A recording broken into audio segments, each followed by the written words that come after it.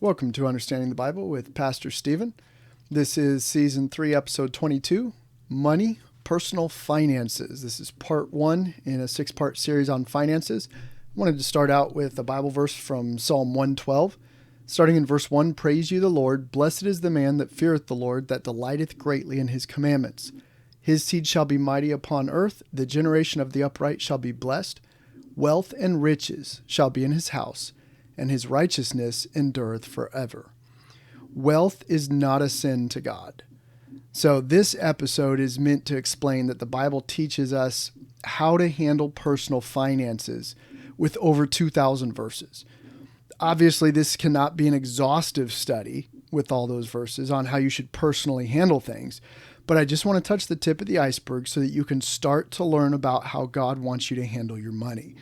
So it's a 6-part series. This first one is personal household finances. The second one is how to increase your value and your income and what the Bible says about that. Then the third one will be tithing. The fourth one will be debt.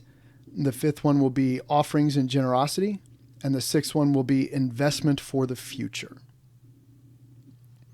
So the concept of household finances is an important thing taught in the Bible. Number one, we have to understand the concept of budgeting. Money in, money out. How much do you have coming in? How much do you have going out? Don't exceed your income, right? You'll get into debt that way and it causes problems. So Luke 14:26, Jesus said, If any man come to me and hate not his father and mother and wife and children and brothers and sisters, yea, and his own life also, he cannot be my disciple. And whosoever doth not bear his cross and come after me cannot be my disciple. For which of you, intending to build a tower, sitteth not down first and counteth the cost, whether he have sufficient to finish it? Lest haply after he hath laid the foundation and is not able to finish it, all that behold it begin to mock him, saying, This man began to build and was not able to finish. Or what king, going to make war against another king, sitteth not down first, and consulteth whether he be able with 10,000 to meet him that cometh against him with 20,000. Then verse 33, So likewise, whosoever he be of you that forsaketh not all that he hath, he cannot be my disciple. Now, this is about not putting anything before God. But Jesus stated the common assumption and truth that you have to know how much you have before you can decide how much you are able to spend. That whole idea of planning, budgeting, knowing what money you have coming in to count the cost. He stated it as if it was common fact. Everybody knows this principle of money, right? So what we need to know, what we need to understand is that this applies to everybody. Every one of us that has a job, has people to care for, that needs to buy food to eat. 1 Timothy 5:8 says, But if any provide not for his own, and specially for those of his own house, he hath denied the faith and is worse than an unbeliever. So we need to be able to provide, which entails everything from the household, the roof over your head, to paying the bills to maintain that household, clothing everyone in the house, and feeding everyone. And that goes back to that verse about planning for it. Well, do you have the money for that? So we need to understand that in our household, in our budgeting, we need to set aside a portion from each paycheck to give to God or to charity. 1 Corinthians 16:1 says, Now concerning the collection for the saints, as I have given order to the churches of Galatia, even so do ye. Upon the first day of the week, let every one of you lay by him in store as God hath prospered him, that there be no gatherings when I come. So that's just the basic concept that at the first of every week, you should lay aside something not to hurt yourself, not because you want to show everybody how good you are, but as God hath prospered you. So based on what you take in, you give back some to the Lord. So that should be the beginnings of your finances when you get a paycheck. Then you write down your expenses and the income that you have left. Decide how much you should spend on food and gas every week. Set aside a portion of the money left over to save for the immediate future, things that you're going to need soon, as well as for your long-term future, things that you're not going to need for 10 or 20 years or whatever. Then you do some math and see how much you have left over on your finances. And if you have money left over for spending, for fun money, or for saving for large items like, hey, I definitely want to be able to buy a new computer or a new cell phone or a bicycle or whatever it is that you want, then out of your spending money, you save for those things. But it should not take the place of your savings for your long-term future, your retirement, your investments, things that you know you're going to need. Like every 6 months I pay my car insurance bill, things like that. So that idea of budgeting is in the Bible. And I probably should have mentioned at the beginning here, not only am I a ordained pastor to be able to speak on the things of the Bible, but I am also a certified financial planner. Okay. I should say financial advisor. I've taken the classes, I've passed the test with the SEC. I've worked in the financial industry for over 10 years, working with Wells Fargo and with First Command Financial and several other companies. So I'm not ignorant of the finances. Now, I am not, I've let my license lapse, so I no longer can give personal financial advice. So I want you to understand that I will not give you specific, like a stock recommendation that you should go out and buy, right? But I will give general advice based on the Bible on how you should handle your finances that should help you down the road. So I'm not speaking out of ignorance or just some religious guy who thinks he has a handle on finances, okay? That was my profession, all right? And I just wanted you to know that. But anyway, the second point on this here is not just a budget, but the idea of an honest wage and working for what you have. So you have to have a good work ethic first.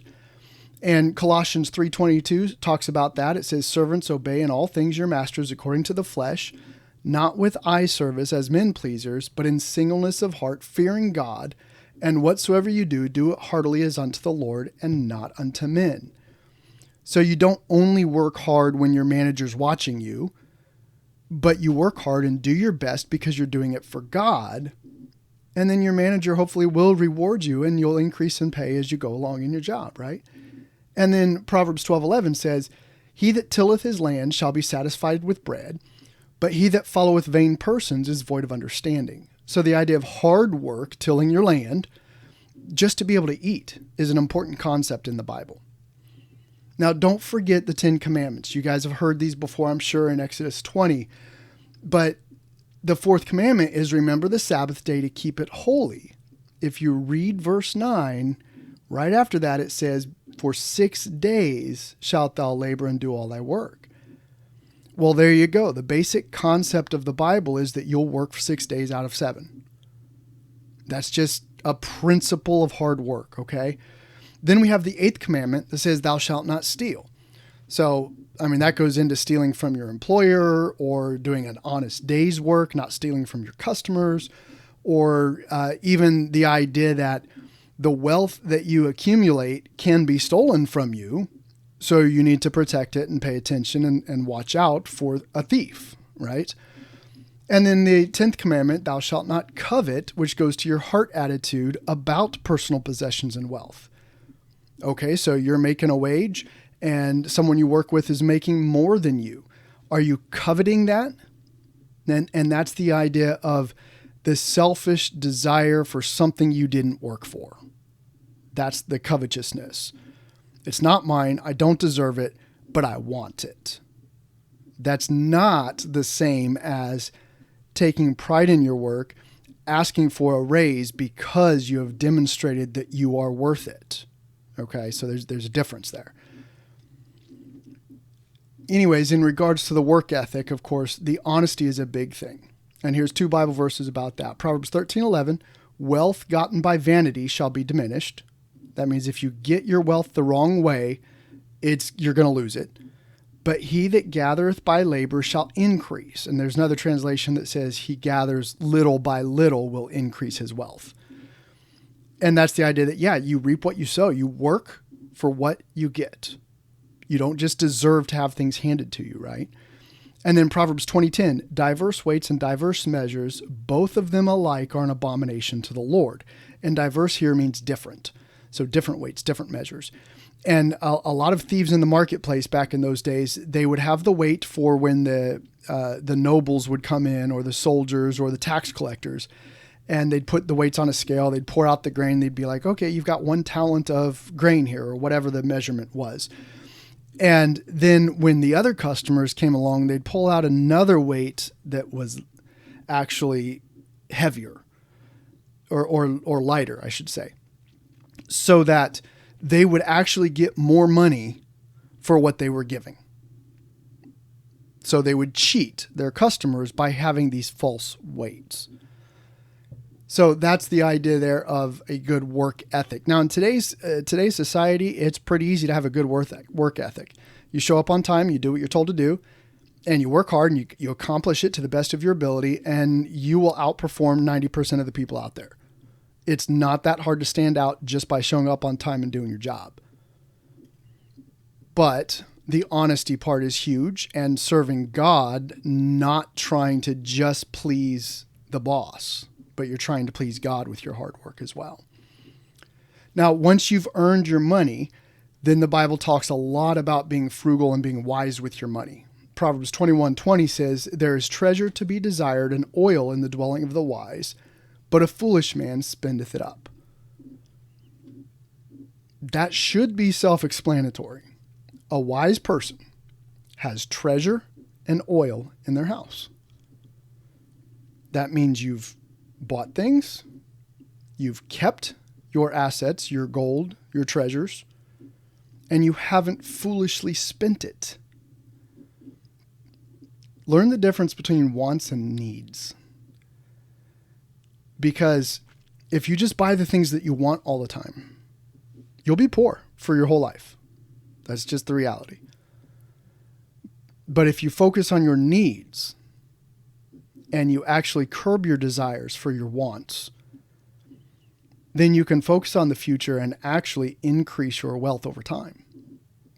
One way to do that, of course, is learn to plan ahead. Plan for the future. Don't just always live in the here and now. Just because you have money in your pocket doesn't mean it needs to be spent. The old fable of the grasshopper and the ants, right?